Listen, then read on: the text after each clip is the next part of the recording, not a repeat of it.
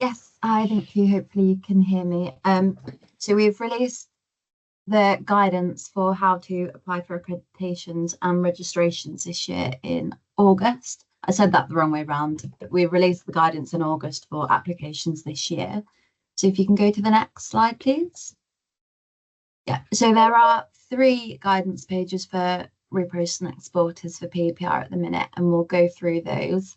The main guidance, which is the first link, will be everything about being a reprocessor or exporter under the new regulations, all the different material types, protocols, and things like that. And then the second bullet point is a specific page with the links to the forms to actually make your applications. And that page tell you all of the information that you need to prepare in advance of going onto your form and submitting it. The guidance, we publish like the first iterations of them, and we're planning to work on them continuously as things will need to be added and put in.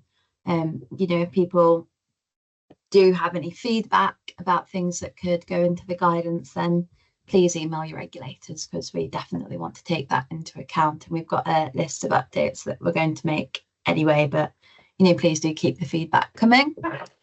The forms, as I said, are now live. You'll have 3 to submit. So there's your organisation form, your registration, and your registration application form, which is mandatory, as registration's mandatory. And then for accreditations, the third form, that is optional, as accreditation remains voluntary. If you do have any questions on the above, once the slides are shared, if they're being shared, those are the links to contact your regulators. We could go to the next slide, please. On the left is a bit of a screen grab of the forms guidance page.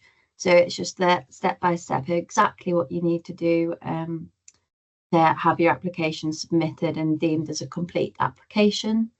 And a reminder of the timelines. So for registration, that's the mandatory statutory deadline of the 1st of October.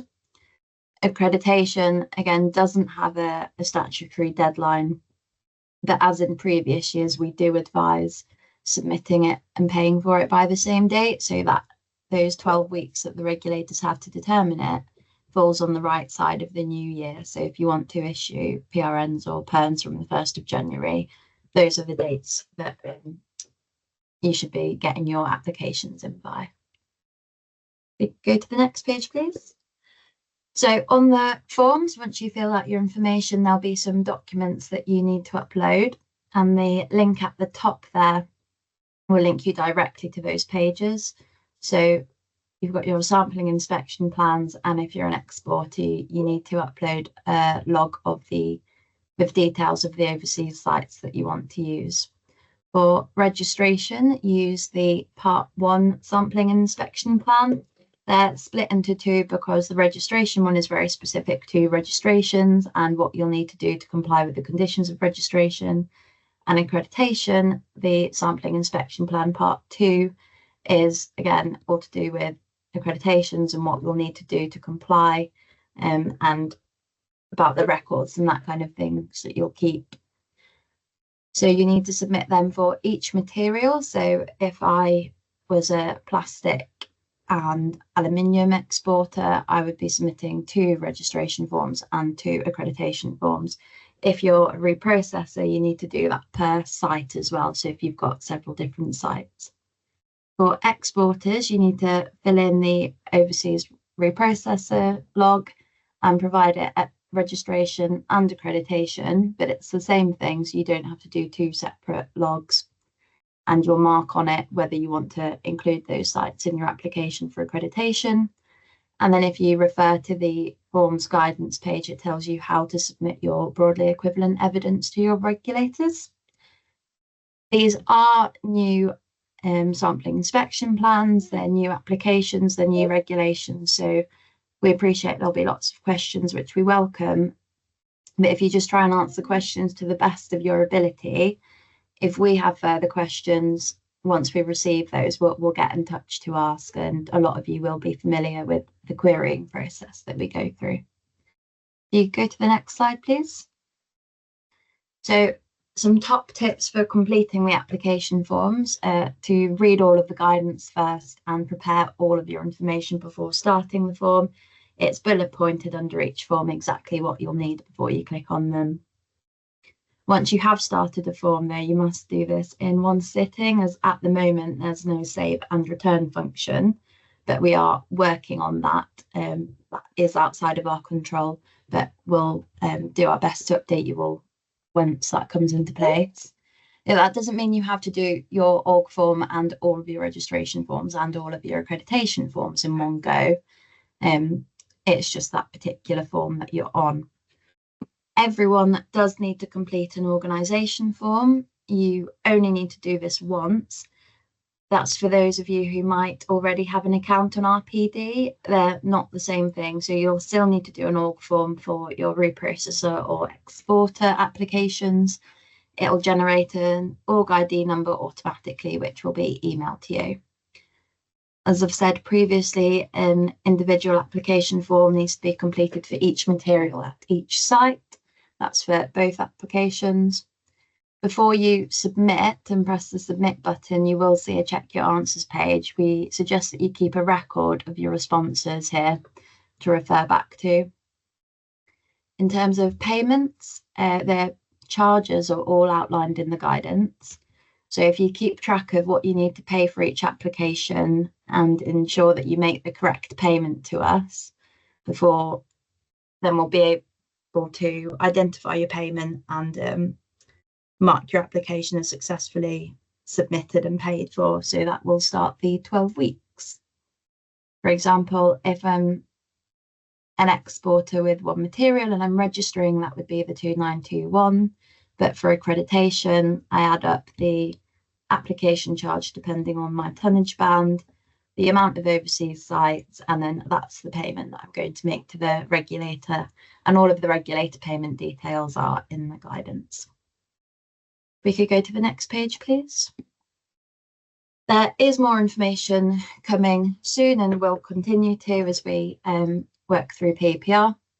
We've received a high volume of queries directly, which we do welcome, and we do appreciate your patience while we work through them. Anything that we can't answer from the chat today will be picked up in the next newsletter. The application forms are being published on gov.uk. We're also, as I said before, continuously updating the main guidance. That's not a here is the guidance and that's all it will be. As we can provide more detail and clarify things, then that's exactly what we intend to do. And we've been working really closely and really well with DEFRA Publishing to get things done quite swiftly. We are planning a specific webinar just for reprocessors and exporters for winter 2025. And this is when we'll be able to include further information around waste recording and reporting. As soon as there's a sign-up link available for that webinar, we will send it out immediately. And you can stay up to date with anything like this by signing up to receive the circular economy newsletters and signing up for the future joint stakeholder forums as well.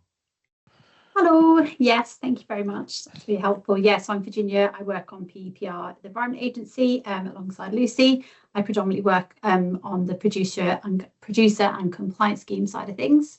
So this is just a quick update on some guidance we've updated. So you may have noticed on gov.uk there were a few updates to the packaging data file specification document and to the recyclability assessment methodology guidance. So these are kind of DEFRA led as well. So this is just letting you know that they're on there. But so these were changes to reporting structure to include the codes and columns for incorporating the RAMs, the recyclability assessment methodology, and the new subcategories. And it also just gave you more information about the RAM, including any of the medical packaging clarifications. So I'd really encourage particularly large producers who are obligated under those particular bits to go and have a read of those and make sure that you understand the new requirements. The updated guidance are all on gov.uk, so it's all within the packaging collection. So the links are on the page there, so I believe they'll be sent out after this. We also have updated the aggregated data sets, so the data that was reported for H1 and H2 2024. We do get resubmissions, we get new producers coming online and things like that, so we do update that aggregated data set on a rolling basis, and at the moment we do it every 2 months, and that can be found on MPWD. Again, the link is on this slide, so I'm hoping these will get shared afterwards, but the next update will be in September, and then we will do another update in mid-November, which will include the H1 2025 data. So as I say, we'll keep updating as we go. Can we go for the next slide, please? Just further on guidance, our agreed positions document. This is a really quite a technical document. It's quite long, but it gives you a lot of detailed guidance on how to comply for producers and compliance schemes with the EPR regulations. We are finalising version 7 at the moment. We're hoping to publish it as soon as possible. There will be additional guidance for distributors in there. There will be additional information on the definition of manufacturer, guidance on reusable packaging reporting, mid-year changes, and of course we'll summarise all the changes in the appendices as we've done previously. We do constantly update this. This is because, similar to what Lucy said before, if we get quite a lot of questions around a similar topic, then that usually suggests that we need to put out more guidance. So that's why our guidance is always updating, because we want to make sure that we're helping people with kind of frequently asked question themes. So I think there was a question about whether we're still updating guidance when Lucy was talking about reprocessed and exporters, but it's exactly that. We just want to make sure we keep it updated to reflect the kind of questions that we're getting, because I say that sometimes suggests there may be a bit of a gap. We will notify you when the new version of the agreed positions comes out, but if you want to look at the version 6, that's available. Again, I've put the link on the page, so hopefully you'll be able to access that. It won't be, as I say, we'll just be adding to it. We're not changing our positions, but we'll keep adding as we go. If we can go to the next slide, please. Just some about the upcoming deadlines. So I really should specify, so on here, this is for large producers. So large producers will need to submit their application for registration for the 2026 reporting year. So you'll either do that directly or through your compliance scheme, depending if you're a compliance scheme member. And you'll do that on RPD, the digital service, using a 3-step process, as you will have done previously in April this year, which was the registration for the 2025 compliance year. You'll need to submit your January to June 2025 packaging data, again on RPD. And within that, you'll submit your RAM data. So if you choose, we have put a regulatory position statement in to say that you don't need to submit your H1 RAM data. But if you do want to, that will be submitted at the same time as your H1 packaging data. But please note that the reporting of plastic packaging subcategories, so rigid and flex, is a separate requirement to RAM, so that does need to be reported. So that's being reported on all household plastic packaging and public binned plastic packaging. So that is still a mandatory requirement for your H1 packaging data. Any registrations received after the 1st of October deadline will incur a late fee. And I guess just a reminder, as well as all of these, at the moment, large producers and schemes should be purchasing their PRNs and PERNs to meet their 2025 recycling obligations at the moment. So you'll need to do those by the end of the year. So, and you'll have to submit your certificate of compliance by the end of January 2026. So it's just a reminder that people do have recycling obligations. So you do need to be purchasing PRNs and PERNs to cover that obligation. So if you just want to go on to the next slide, please.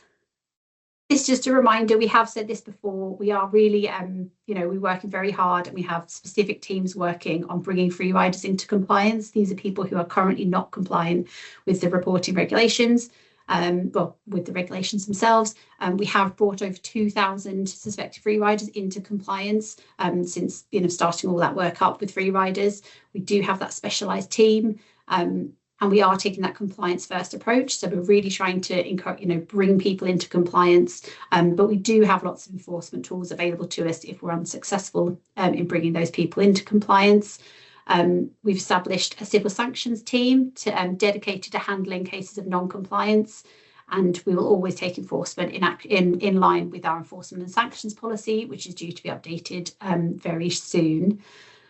If you do suspect a business isn't complying with the regulations and they're not on the list of large producers, which is available on gov.uk, Please feel free to report this to appropriate regulator. There's an email address for all the regulators on that page, but there's also a 24-hour telephone service. And then you can report, if you want to do this completely anonymously, then you can also report through Crime Stoppers. This is a continuous process. We will always be working to bring free riders into compliance to ensure that level playing field.